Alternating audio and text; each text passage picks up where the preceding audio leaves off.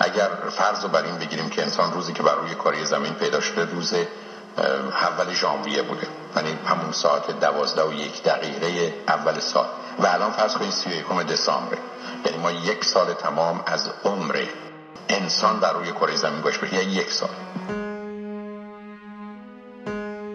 تقریبا 24 دسامبر 11 ماه و 24 روز تازه تونستیم اصلا به کشاورزی برسیم.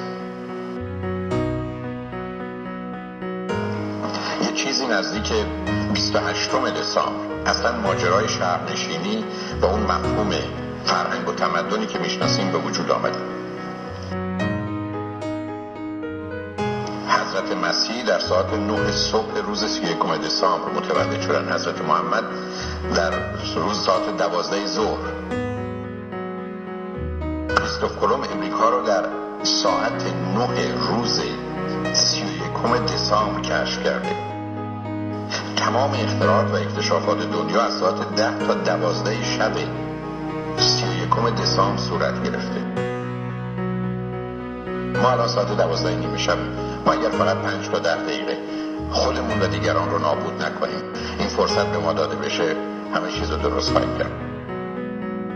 نه تنها بدبین نیستم، بسیارم خوشبین و امیدوارم. ما فقط 5 دقیقه 10 دقیقه وقت که میخوایم.